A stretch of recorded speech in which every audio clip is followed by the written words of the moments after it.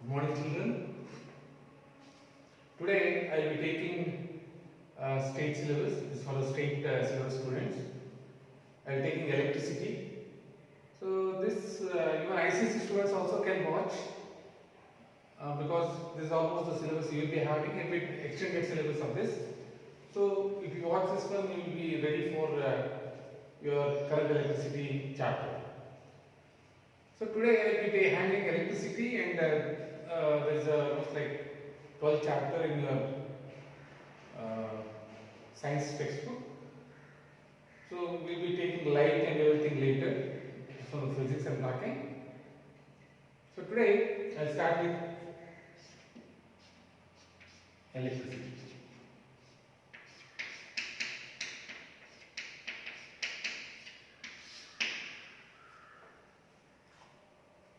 I will not tell you the importance of electricity in our day-to-day lives. The whole world is completely relying or is completely dependent on electricity.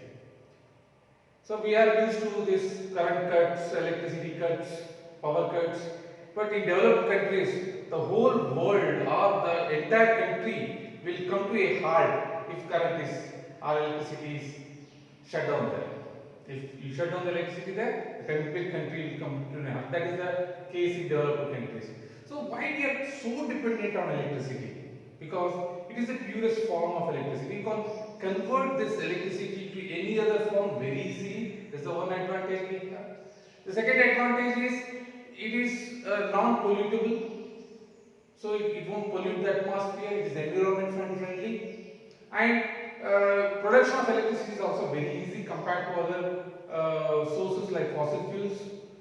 So even now you are seeing that even the vehicles, all the governments are asking the vehicle companies to convert it to electrical, convert the traditional vehicles or conventional vehicles or switch to the electrical vehicles where you can charge the vehicles and run it because they are pollute free. Because of this, electricity is playing a very important role in our lives. So before exactly coming to what is electricity, let me start with the very common word what we will be using for electricity, that is current. Let us try to understand what is current first. So let us start literally or the literal meaning of current. I'll just try to make you understand the literal meaning of current first. Then we come to what is electric current. So if you have a jug of water and just throw it on the floor. So it will be scattered, right? The water will be flowing in all the directions. Let me take the same example. Let me take the same jug of water and pour it through a small line or a tunnel or a small groove-like thing where the water will flow in one direction. You can observe that this scattered water doesn't have any energy. It is just scattered. While this water, same jug of water, when it is flowing through a small groove, it possesses some energy.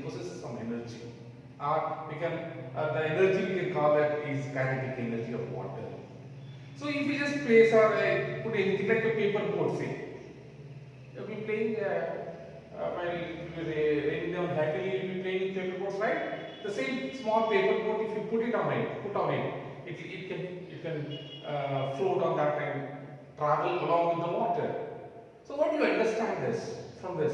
See, this current, this water flowing in one direction possesses energy. That energy or that water flowing in one direction is called as water current. It is called as water current. Similarly, from last 15 days we have been seeing that the crops are being destroyed. Destroyed means they are made to sleep on the floor or they're made to fall with the wind energy. So that is called as wind current. So the flow of air we call it as wind current. The flow of water in one direction we call it as water current. Similarly, the flow of electrons in a conductor we call it as electric current. We call it as electric current. If the electrons are flowing in one direction, it possesses energy. That we call it as electrical energy. And that current or that flow of electrons in in one direction, we call it as electric current. Now, to make you understand how exactly this electric current can be produced, how we can make the flow, make the electrons to flow in one direction, that we'll come to that part later. First, we'll see what exactly is electric current. See, metals, when you take metals, say, let me take a copper wire. For your understanding, let me take a copper wire here. So, copper is made up of atoms, and you obviously know that there are many electrons which are in the atom of every atom of copper. So, there will be certain electrons which will be free to roam in all the directions. Free to roam in all the directions. What do you mean by free to roam in all the directions? They are bounded to, they are very lightly bounded to their nucleuses. You know the structure of atom. If you remember, let me take one just, this is the nucleus of an atom. So we say that the electrons are moving in their orbits. And you know that the electron which is in the primary orbit or the first orbit will be bounded, or it will be very tightly bounded to the nucleus. As you go further away, the binding or that force, binding force, or the force with which the nucleus will hold the electrons will go on becoming lesser. So as you go further away from the nucleus, the binding or the binding energy or the binding force of the nucleus on the electrons will be less. So they will be free to move in all the directions. And remember, these electrons are called as thermal electrons. These electrons are called as thermal electrons. I'll just make you write.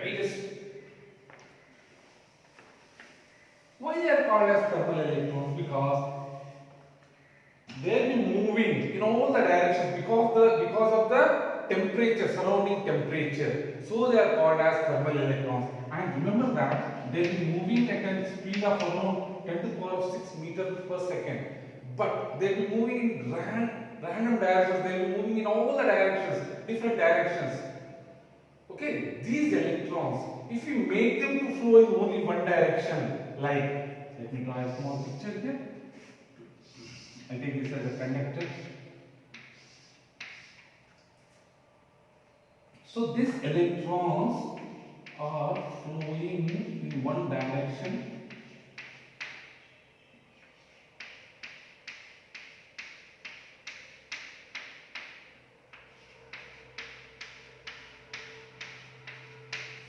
They are flowing in one direction.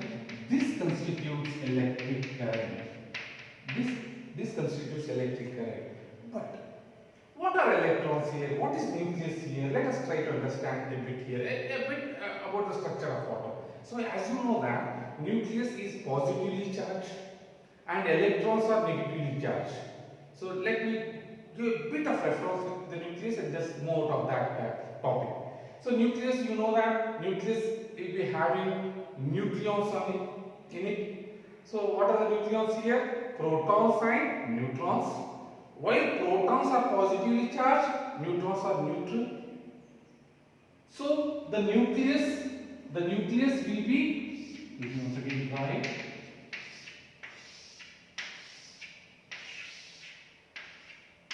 So the nucleus will be positively charged, while the electrons will be negatively charged.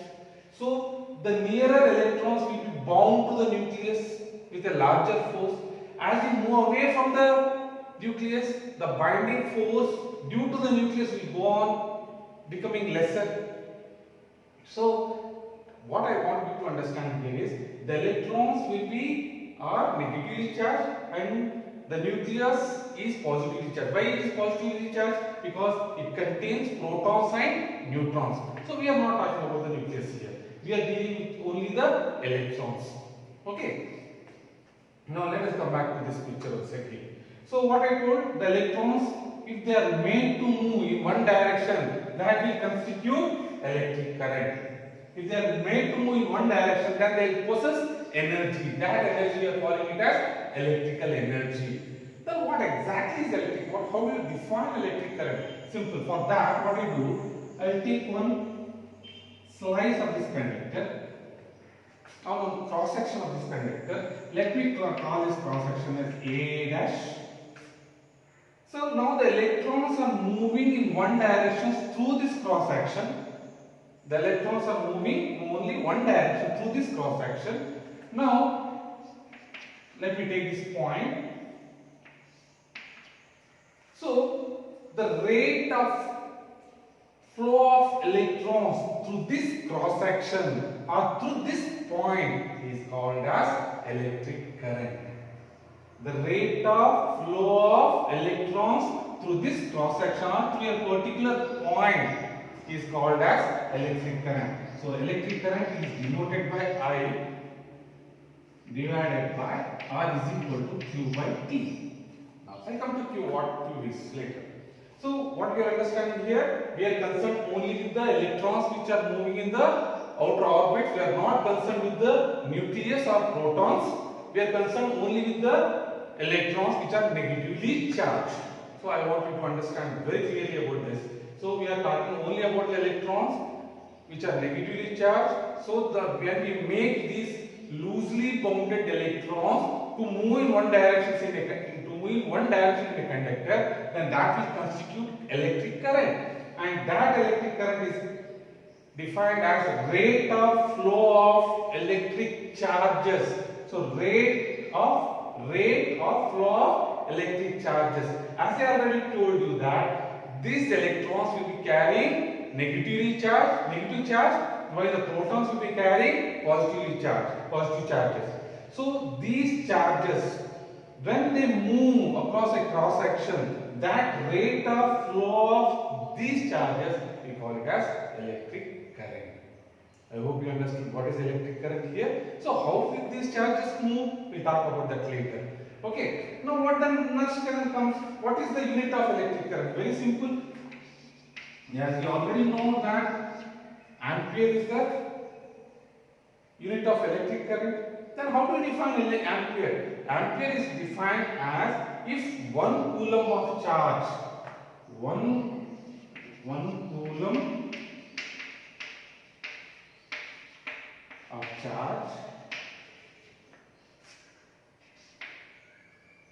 move through a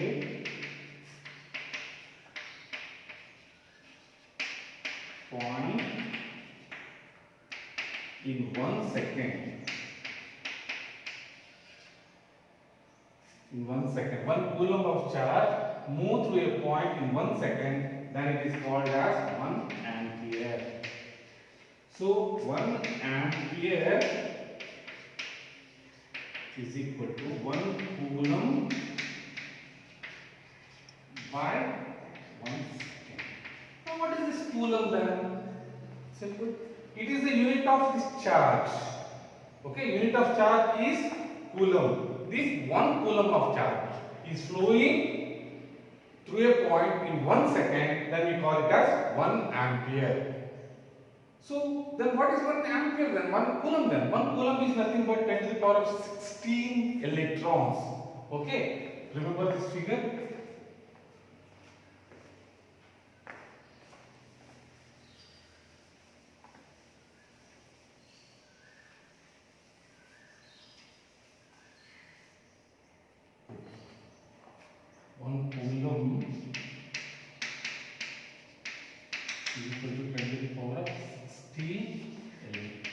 Constitute 1 coulomb. 1 coulomb is nothing but if 10 to the power of 16 electrons pass through this, then we say that 1 coulomb has passed. And that 1 coulomb with respect to 1 second, we call it as 1 ampere. This is electric current. Now comes the question, how electric current or how these charges can be made to move in one direction. Let me once again go back to the water example. Everywhere in this chapter, we'll be drawing parallels between water, the flow of water and the flow of electrons to make you understand. Okay, I'll be drawing parallels between flow of water and flow of electrons. See, if we have the same level, will the water flow? No. For the water to flow, what we require? We require different levels. Means the water can flow from higher level to lower level. The water can flow from higher level to lower level. In the same way, electrons can move only from higher potential to lower potential. Then how water is moving?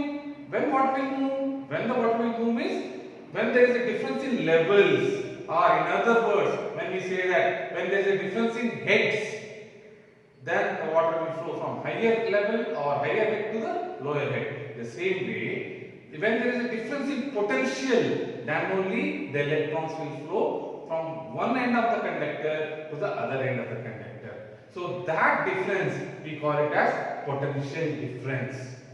So that difference we call it as potential difference. See, if I take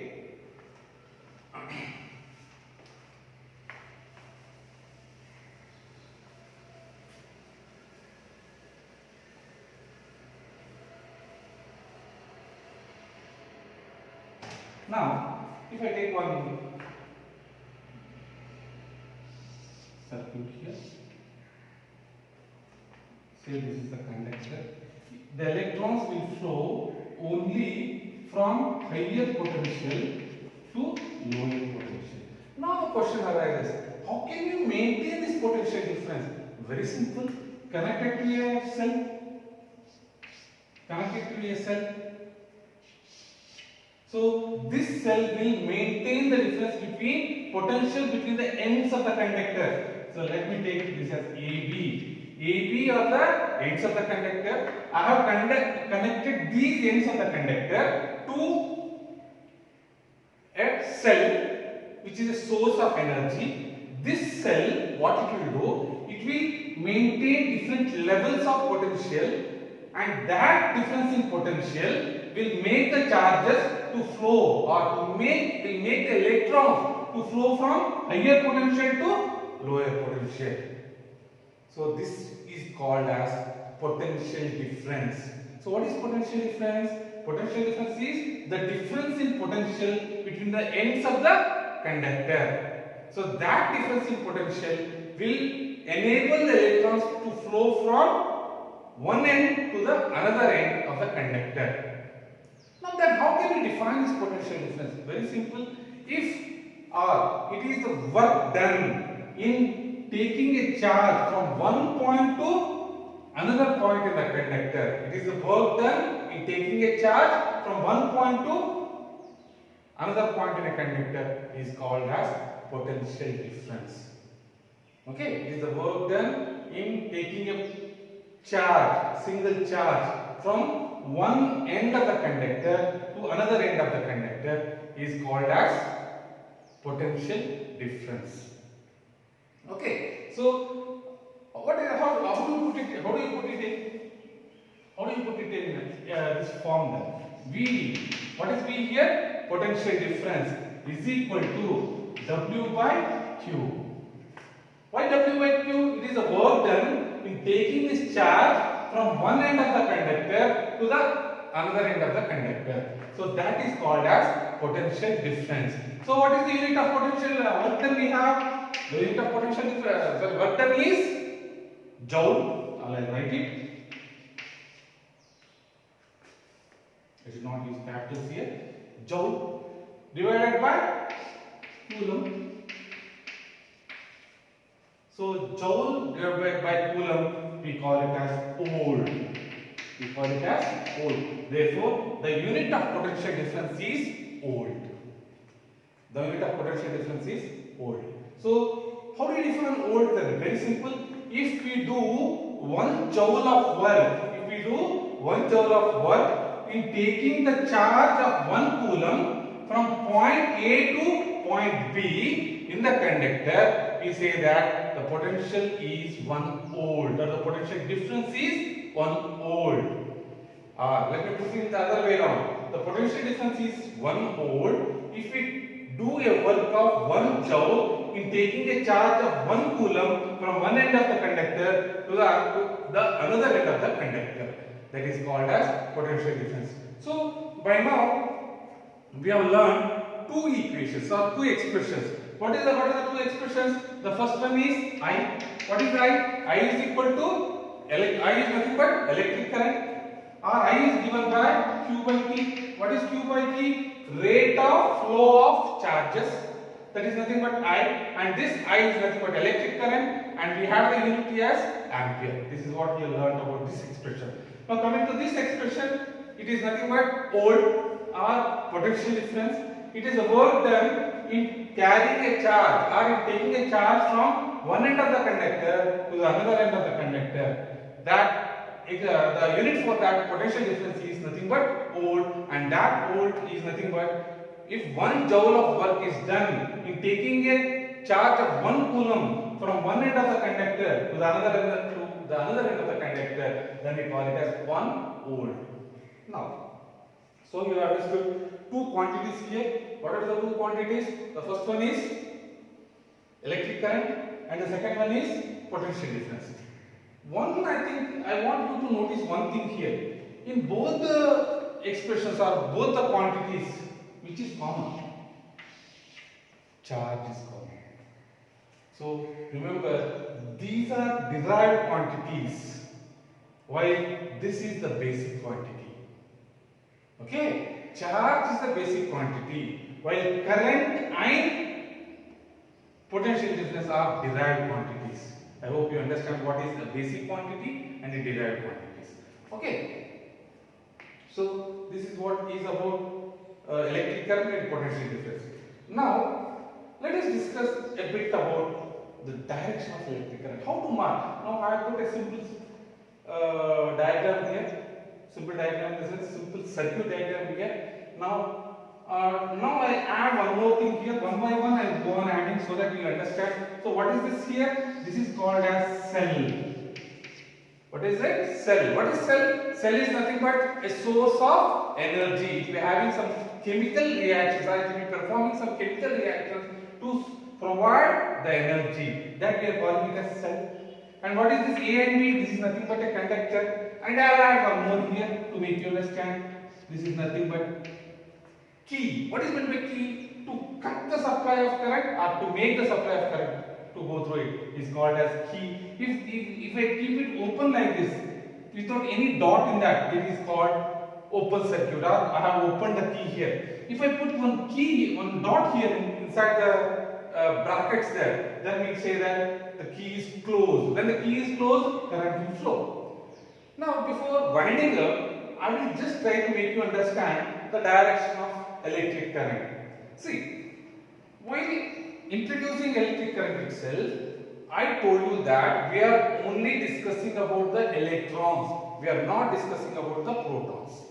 So, electrons, what charge the electrons are carrying? The electrons are carrying negative charge. Then what charges or what particles will be moving inside the conductor? It is nothing but the electrons. But here, what I want you to understand here is the conventional direction of electric current is always positive. The conventional direction of electric current is always positive. Why it is positive? When the effects of electric current was discovered long back, or one and a half century back, we didn't know that atom can be broken into subatomic particles. We didn't know that atom had 3 more particles in it. So they always took the direction of positive charge as the direction of current. Okay. Now let us discuss what exactly, how to decide what is the direction here. See, which charges will be flowing inside the conductor? Obviously, they are negative charges. Then, so this is called, this short line is always negative terminal, while the long line is always positive terminal. So what this negative terminal will do to the negative charges? Like charges, what they do? You have studied in your 9th standard lower classes. Like charges, what they do? They repel each other. So this is also negative. And what are electrons here? Electrons are also negative. Electrons are also negative. What this negative terminal will do to the negative electrons? What they do? It repels. It repels means it pushes the electrons. Therefore, the electrons will be actually moving in this direction. Am I correct or not? What the positive terminal will do? What the positive terminal will do? It will attract the electrons. Therefore, the electrons will be moving always in this direction. But the direction of current is always taken in this direction.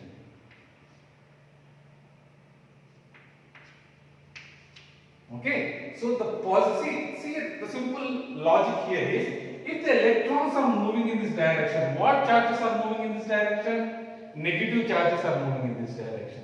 If negative charges are moving in this direction, then obviously what is flowing in the opposite direction? It should be the positive charges or not? Okay, so when negative charges are moving in this direction, then the positive charges will be moving in the opposite direction. Therefore, the direction of positive charges is taken as the direction of current.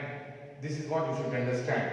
Okay, so before winding up, let me revise the two quantities what we have learned here, and then come to the direction of current. So what is the first thing what we have learned? We have learned about electric current. What is the definition of electric current? The rate of flow of charges is called as electric current, and that electric current is given by I is equal to Q by T, and the unit for electric current is ampere, and the ampere is defined as, if 1 coulomb of charges flows in 1 second through a area of cross section of 1 meter, then we call it as electric current, or 1 ampere. Then we learned about potential difference. What is potential difference? It is the work done in carrying a charge of 1 coulomb from one end of the conductor to the another end of the conductor. That we call it as potential difference, and the unit of potential difference is volt.